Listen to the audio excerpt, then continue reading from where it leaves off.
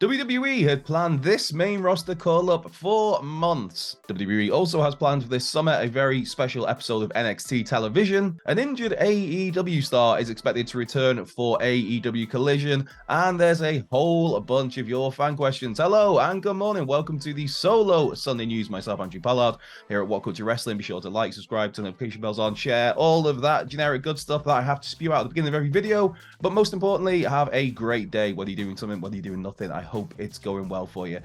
Also, a shout out to Andy Murray as well, for Andy H. Murray. The H stands for helpful, for helping out a brother for these past few weeks, because it's been a minute. It's the Solo Sunday News. It's weird. Like, I forgot how to do this. I've had a few weeks off, mainly celebrating Wrexham's promotion. The Reds are going up, and various other things that involve not working Sundays. Yay! Anyway, you're not here to hear me raffle on? Waffle on. But yes, let's get into wrestling talk, and let's get into Cameron Grimes to the moon. Well, to SmackDown, to be more specific. Yes, as part of the recent WWE draft, Cameron Grimes was drafted to SmackDown. He's since debuted on the brand, got a record-setting victory over Baron Corbin. And this is something that's been in the works, or was in the works for several months. Now, there were various random reports for the past few months saying that Cameron Grimes, he's moving to Raw or SmackDown. It's going to happen. And it's finally happened. Fightful Select has a little bit of an update on this whole situation, saying several WWE higher-ups had been pushing for several months, basically, to get Grimes to the main roster. And one of those, of course, was Triple H. Paul Levesque is a big fan of the former Trevor Lee, the former NXT North American champion, the former $1 Million champion. Yes, I very much enjoyed that whole rivalry with LA Knight. Bringing back Ted DiBiase to our screens. One long-time WWE employee also told Fightful that Cameron Grimes is viewed as a slam dunk of a talent due to the various ring styles he can work. And let's face it, as well as being excellent in the ring and working various different styles, the dude has charisma out of the wazoo. Is that a phrase? If it isn't, it is now. Basically, he's very good. He's really good. He's very good at a wrestler. He's a very good character. He's a very good personality. And hopefully, he's got a bright future on the main roster, because, someone like that, you love to see them succeed, especially when you look at his story going back to his Impact Wrestling days, his days training with his father, who's sadly no longer with us. It's a great story with Cameron Grimes. So, fingers crossed that one doesn't get flubbed up on the main roster. But speaking of NXT, because that's where Cameron Grimes came from, that's a really lame segue there. But yes, NXT, the plan is for this summer to do a Great American Bash episode of NXT television. Coincidentally, it just so happens that the 4th of July falls on a Tuesday. NXT has on a Tuesday, so that particular episode of NXT will be based around the Great American Bash. Now, it's not totally unusual for NXT to do the Great American Bash, because they've used that as a theme dating back to 2020, I believe, when they did they did it as a 2-night attraction, I guess you'd call it.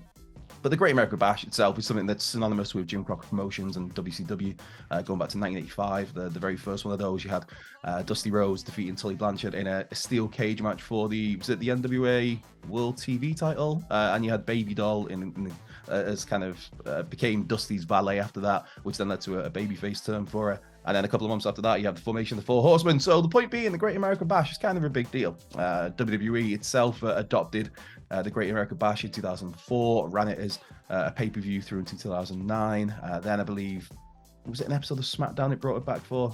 I think it was a couple of years after that. But NXT has been with since 2020. So we will be seeing the Great American Bash back for NXT on the 4th of July. And also as a slight additional comment on all this. This came, of course, from the Wrestling Observer newsletter, the news of the Great American Bash. But there is Battleground coming up next Sunday, a week today, which is the next premium live event for the NXT brand. But there will be another one on the 12th of August as well, another premium live event. There's no name for that. There's no location for it announced as of yet, but there will be another premium live event. Of course, the Battleground, I'm not sure how well that's going to fare, because it's going up against AEW. It's like, all right, okay, good luck with that. Right, speaking of AEW, Andrade El Idolo. Yes, this one comes from the Wrestling Observer newsletter, where Andrade is expected to be cleared to return to the ring in time for AEW Collision's premiere episode on Saturday, the 17th of June. And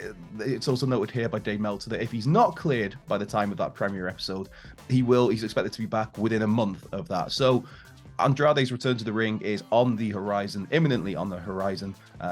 This kind of follows on from when the initial promotional material was released for Collision. Andrade was one of those talents featured on the poster. There was Andrade, there was Powerhouse Hobbs, there was Thunder Rosa, there was Samoa Joe, there was FTR, there was Orange Cassidy, MJF. I feel like I'm missing some. Oh, Miro! There we go. Of course I'm missing Miro because we've all forgot about him because he's been absent for so long. I'm very much looking forward to Miro coming back and actually wrestling, doing that thing that he's paid to do. It's like, yes, why don't you use this man? Come on. Yeah, I will set off all the AEW bots about that, I'm sure, because he turned down creative. How dare he? Blah, blah, blah, blah, blah. But yeah, Miro's going back. I'm looking forward to that. Thunder Rosa's going back. Basically, AEW Collision. It just feels like, for lack of a better term, it's being used as, this is where we kind of dump some of our problem children. Even though the people who are perceived as problem children aren't the only people who are problem children in that company by the sounds of it. But yes, CM Punk is another one who will be part of Collision, all being well. But where was I going with this? Andrade El Idolo. La Sombra, yes, he'll be back for Collision. Now, when that initial poster was released, Andrade himself took to Twitter of like, oh, cool, that's really nice news. I had no idea. So it seems like it might have come as a little bit of a shock to him that he was going to be returning to Collision. But him having just Andrade on TV wrestling is always a good time. Just such a ridiculously talented fella. Of course, he's been absent from AEW programming since, well, technically his last match was at All Out, the infamous All Out, as part of the Casino ladder match there, which was won by MJF. After that, the following month, Andrade got sent home for having a fight with, well, I don't know if it's necessarily a fight, but for hitting Sammy Guevara. Anyway, I'm not sure if it was a two-way thing. The stories at the time seem to indicate that, yeah, Andrade's just kind of gone for him. And then in November, Andrade had surgery for a torn pec, that's what's been keeping him out of action for all of this time. The expected recovery of that lines up nicely for him coming back in time for Collision or shortly thereafter. Now, right, there are a bunch, because you might have guessed, it's quite a slow news morning this morning, but there's a bunch of questions here. So I've missed having questions to answer because I've had basically 3 weeks off work. Right. Hector Garcia III got in touch. Hey, Hector, always good to hear from you. Solo Sunday is back in order. Yes, it is. I assume the Usos will somehow cost Roman and Solo the match at Night of Champions. If so, who takes the fall? I say Solo because I feel like whoever beats Roman for the titles should do the honors. I think you are correct there. I mean, having Roman Reigns get pinned before he loses his titles, yeah, that's not for me. Then the other side of that is Solo Sikoa has been booked extremely strong, and barely anybody gets a victory. I remember Kevin Owens did get a win over him, but it's very rare that Solo gets pinned.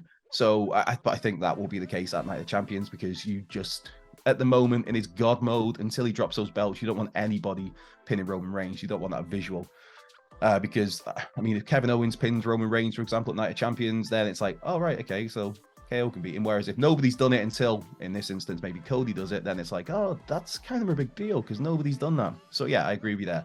Dustin Sensei got in touch. Hey, Dustin. Hello, Andrew. I hope you've been well. I've been very well, sir.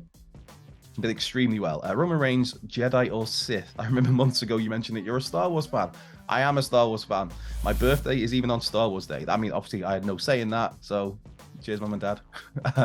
Which is a very weird visual to think of. But yes, I think he is...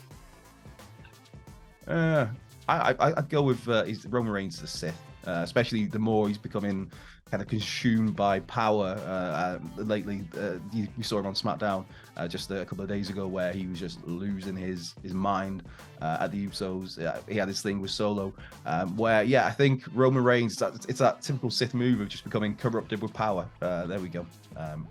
Right, what we got here? Trivium124's got in touch. Morning to the best Sunday news show. So you think I wouldn't go that far, especially this one, brother. This one's going off the rails a little bit, I feel. it's the first one back in the saddle. Right. So you think AEW's pushing the Acclaimed and Daddy Ass as a trio, or is it just a placeholder until they tag again? Also, Big E spotted at a minor league hand-egg game. Oh, there we go. Always good to see Big E.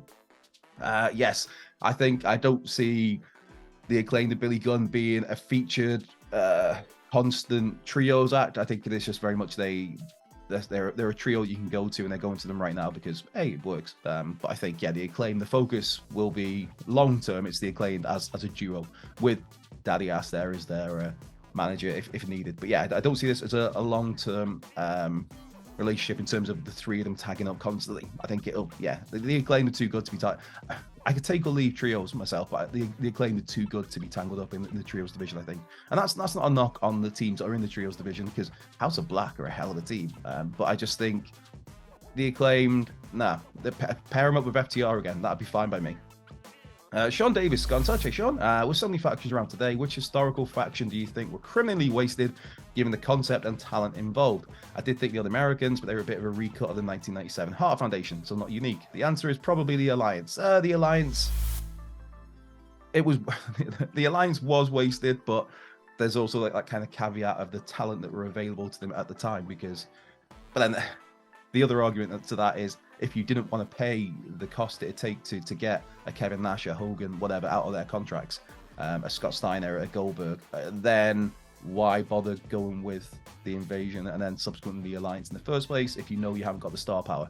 But that's why it was the Alliance, not just an Invasion from WCW, because it was the Alliance of ECW and WCW was just to add some more star power with somebody like old Rob Van Dam into the fray. So in terms of faction was criminally wasted. The Un-Americans are great. I'd agree, because there was that time when it seemed like Chris Jericho was going to like headline this group. He's going to be the, for lack of a better term, the Ric Flair of the Horsemen, the Un-Americans, and the workers they had there. I mean, Lance Storm on his own, man. But Lance Storm, Christian, Regal, Test had a little brief doodah. Val Venus, even there was a lot going on with the Un-Americans that you could have done a lot more with. But yeah, they were, I guess, it was a lot of similarities with the Heart Foundation and even with Team Canada and WCW. So in terms of the ones that were criminally wasted, for me, I would go with the Dangerous Alliance from early WCW, early 90s WCW, around about 1992. Just the talent there that you had, and the fact that they didn't become a bigger thing. There were circumstances in play that they didn't last longer, but you had Paulie Dangerously Paul Heyman as the mouthpiece. You had Ravishing Rick Rude as your top star. You had Stunning Steve Austin. Oh, Stunning Steve, man. Just the way I always bring this up every time I see an old Stunning Steve match. Just the way he hits the ropes is so unique, like nobody I've ever seen.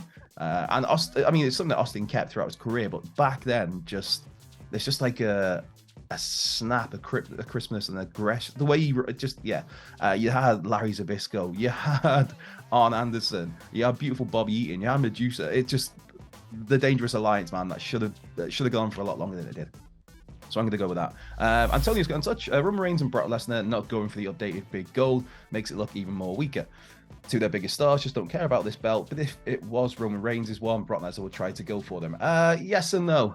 Because Brock Lesnar's at a point where he doesn't need a title to be a big star. But I think you could have had Lesnar go for this, and you could have had maybe, as we saw, maybe Brock costs Cody, but then Brock enters the tournament and Cody costs Brock, and that's another way to get to where they're going. So I think you could have had Brock enter it. I think with Roman, I wouldn't have done that. But then I'm a person who wouldn't have done any SmackDown talent in this, because it just seems a little bit daft after doing the big draft for a big title that's been introduced, that's Raw exclusive, to then have SmackDown talents competing for it already. Not for me, that. So yeah, I would have had Brock in the tournament, but not Roman. The one true Aaron Taylor. Will AEW broadcast Dynamite and Collision on ITV1 the week of All In, or carry on as normal on ITV4? We're going to All In. I found this out while I was off for these past couple of weeks. Yeah, so if you are there and you happen to see the What Culture Wrestling crew, come and give us a hello. I don't know what we're doing down there. I know we are watching wrestling, so that's always a good start. Yes, as for whether ITV1 will broadcast Dynamite and Collision that week, I have zero idea on that one, Aaron. So we'll have to wait and see on that one, brother. But yeah, we'll see what happens. Eli C's got in touch. Hey, we got a picture of a cat. As always on a Sunday, send me your pet pictures. Genuinely puts a smile on my face. Hello and good evening from Manila. Just wanted to ask your thoughts on the rumor of Dragunov joining Imperium. Might be a bit weird given their history, but I think Dragunov's a good fit in the team and he could eventually dominate Raw. Also, cat picture below. Hey, happy Sunday. Happy Sunday to you as well. I did see those rumors, and I mean, if it's a way to get Ilya Dragunov to the main roster in the way that he's a featured talent, I'm all for it. You could have, obviously, you've got Fabian Eichner, and you've got, I was going to say Marcel Barthel. Yeah, oh my word. I've totally gone blank there because I need more coffee.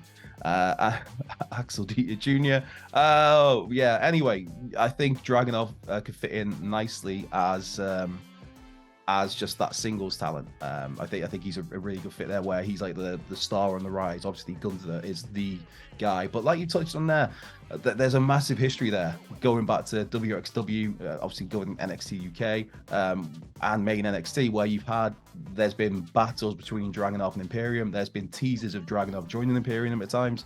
So I think they could work. I think they could make it work. I mean, Dragunov's just a very talented fella. So yeah, Ellen's got in touch. Just welcome back. Not a question, either. Just welcome back. And also, I heard a rumor that the Reds are going up. Can you confirm? The Reds are very much going up. There's to my right there. You will see a special Champions edition of Rex and Lager. Goodbye to the National League. It's a good time. Rorschach's got in touch. Please, just one question. What the flub is going on with this Punk thing? Is this a work? What do you think, Andrew? That's our last question as well, I believe. But apologies to Ryan if this has ran really long. I have no concept of time right now, so it's a first one back. Bit of slack could be cool, I'm sure. Yeah. As for what the flub is going on with CM Punk, I don't think it's a work. I think it's just a case of, I mean, by all accounts, the relationship between Punk and Tony Khan is still on a good footing. They've still got communication.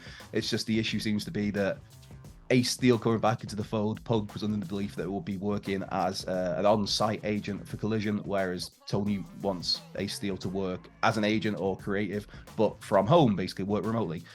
So I don't think it's a work. I think that's exactly what's gone on. And I think it's an issue that will sort itself out.